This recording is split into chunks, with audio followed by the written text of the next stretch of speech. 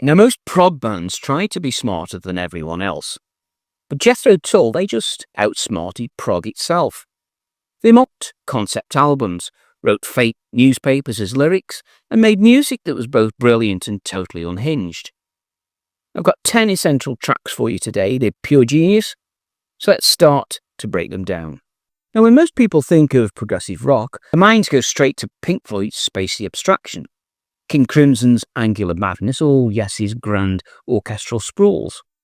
But then there's Jethro Tull, the band that managed to be profoundly English, defiantly theatrical, and somehow prog through the back door. Led by the eccentric brilliance of Ian Anderson, Jethro Tull have always defied categorization. Are they folk? Are they hard rock? Are they jazz? Are they chamber music?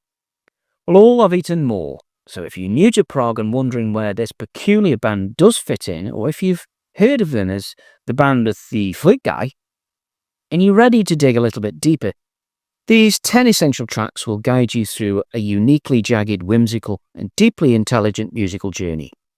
Let's begin in chronological order to see the evolution of madness over melody. And we're starting off with a song for Jeffrey from the album This Was in 1968. This is a blues-rooted psychedelic jam. It's thick with jazz flute, fuzzy bass, and raw energy that would never be quite this untamed again.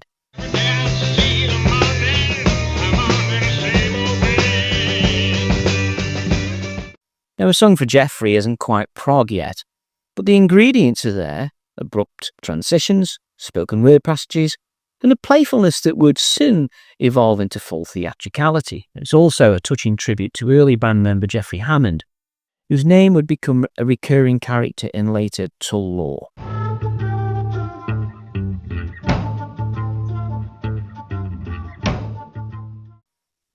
Why it matters, though, is it's a glimpse at the chrysalis stage of the band, where blues rock begins mutating into something much stranger. The second track we're looking at is Bourrée from the album Stand Up in 1969. This is a reworking of the Bach composition, and this might not sound like a rock essential, but Bourrée is pivotal.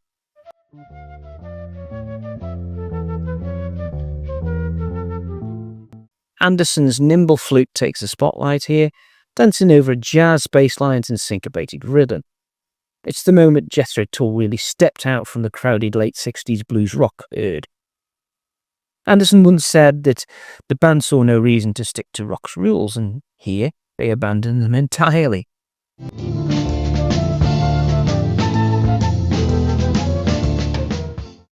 And this, why it matters? Well, this is the moment the band announced, "We're not like the others." The third track I'm looking at is Nothing Is Easy from the album Stand Up in 1969.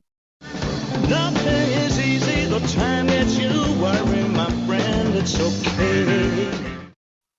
Now this one is loose, it's quite aggressive, and it swings like crazy. Nothing Is Easy blends Cream-style riffing with free jazz chaos, making it one of the most energetic Tull tracks ever recorded. But he's also demonstrated Anderson's knack for lyrical subversion, sneering at social conventions while still making the listener tap their foot.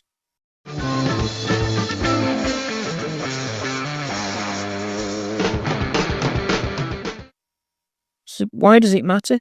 This track builds that bridge between Led Zeppelin and King Crimson, equal parts groove and complexity.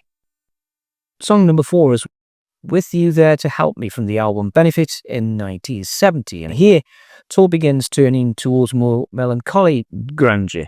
The track opens with flute-driven atmosphere and then spirals into dissonance, driven by John Evans' haughty mellotron. Oh, and with you there to help me, then it probably will. Now the composition is ambitious, but it's never bloated, hinting at the thematic depth that would define their next phase. Going back to the ones that I know, with whom I can be what I want. Why it matters? Well, it's the precursor to the full-blown concept epics of the 1970s and shows the band's increased interest in mood and story. The fifth song is Aqualung from the album of the same name in 1971. Now here it is, it's the thunderclap.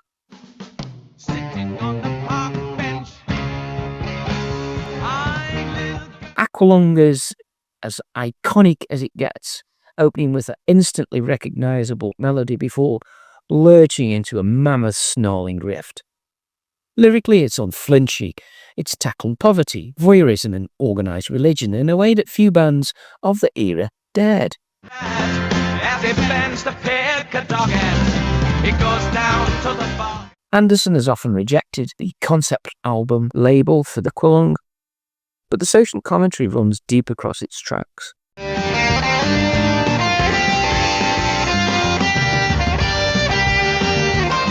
Why it matters? Well, it's Tull's Bohemian Rhapsody, ambitious theatricality, and totally unforgettable. The sixth track we're looking at is Cross-Eyed Mary, also from Aqualung. Now, this is wickedly catchy and it's darkly satirical. Would be a poor man, a beggar man, a thief. And it's telling the story of a young sex worker who prefers older men. Now, the melody twists and jerks like a puppet on strings, and it's here that you start to see how character become a musical device in Anderson's writing.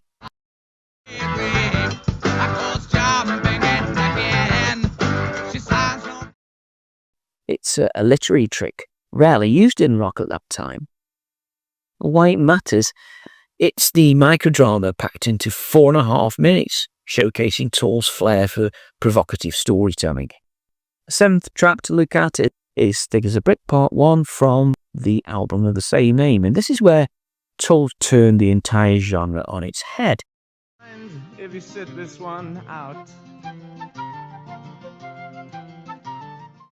Mocking concept albums by creating the ultimate concept album, complete with a fictional child poet, Jerome Bostock, and a fake newspaper insert and 43 minutes of continuous music.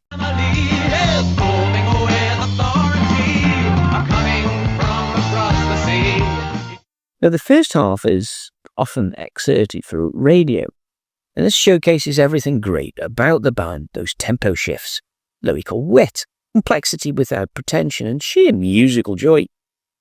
And why it matters is it's the moment that Jethro Tull became really the prog band to beat, and by beating them all at their own game.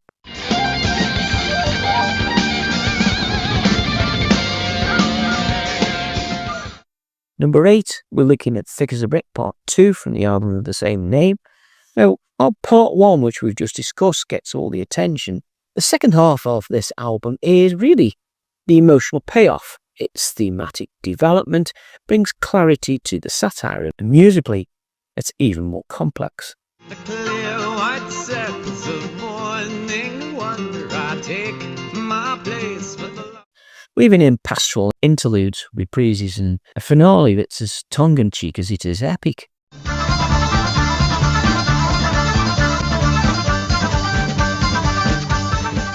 Why it matters is it completes the experience, a rare example of an album that just rewards full immersion, not just cherry-picking. Track 9 is Skating Away on the Thin Ice of the New Day from the album War Child from 1974. Now, don't let the sunny acoustic intro fool you. This is existential dread, dressed in pretty folk jackets. Meanwhile, back in the year 1, you didn't stand a chance, son. A gorgeous arrangement, layered with glockenspiel and strings, creates a dreamlike feel, and it's one of Anderson's finest lyrical moments, reflecting on the change and uncertainty in the world increasingly out of balance. Skating away on the thin ice of the new day. And why it matters is it balances accessibility with lyrical weight, and it's an ideal entry point for newcomers. Track 10 is Minstrel in the Gallery from the album of the same name in 1975. Now, imagine, if you will, Black Sabbath if they had a lute player. Well, that's what Minstrel in the Gallery is all about. It's a dramatic, thunderous track that alternates between delicate medieval folk and hammering electric guitar. Here, Anderson plays the wandering bard, a kind of self-court aware jester, mocking court and crowd alike. The minstrel in the gallery, look down on the... But why it matters is this is a full Jethro Tull formula, complexity, contrast and character-driven narrative. Got a couple of honourable mentions for you. The first one of those is My God from Aqualung 1971.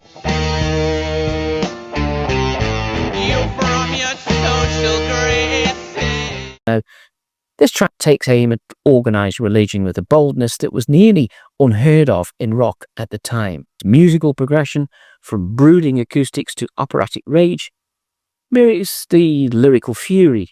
Now, if you want to hear Anderson at his most fiery and uncompromising, then this is the track. Why it matters? It's confrontational, it's brilliant, and really well ahead of its time. Now, honourable mention number 2, it's Locomotive Breath, also from Aqualung. In the shuffling madness of the locomotive breath. Have to be honest, yes, it's overplayed. Yes, it's on every classic rock playlist all of the time, but there is a reason for this. That relentless piano intro, the chugging train-like rhythm, it's really unforgettable. Underneath the familiar sound, though, there lies a lyrical story about entropy, addiction, and loss of control. It's prompt disguised as hard rock, and that's kind of Tull in a nutshell. Why does it matter? Well, it's the gateway drug. If someone only hears one Jethro Tull song, let it be this one, if you will. Jethro Tull didn't just make progressive rock. They mocked, twisted, and transcended it. They were storytellers, satirists, and sonic shapeshifters. Now, while other bands aimed for grandeur, Tull aimed for wit. While others built cathedrals, Tull built puppet theatres inside them. And for new prog fans, these 10 tracks aren't just essential. They're a roadmap to one of rock's strangest, smartest, and most singular bands. Go ahead, crank it up, let that flute howl, and remember sometimes the weirdest path is often the most rewarding. Now, if you just discovered Jethro Tull, or if you've loved them for years, drop your favourite deep cut into the comments. I know that there are many more gems in this band's catalogue out there, but I had to start somewhere, and these are the 10 that I started with. Now hit the like button if you've enjoyed this video, and check out the description if you will, as there's a lot more information on the band, the tracks, and also the albums. Now the video on screen now is my review of their very latest album, Curious Ruminant. And this is a piece of music that's really some 50 years on from many of these early greats. Now watch that one next, and I'll see you over there.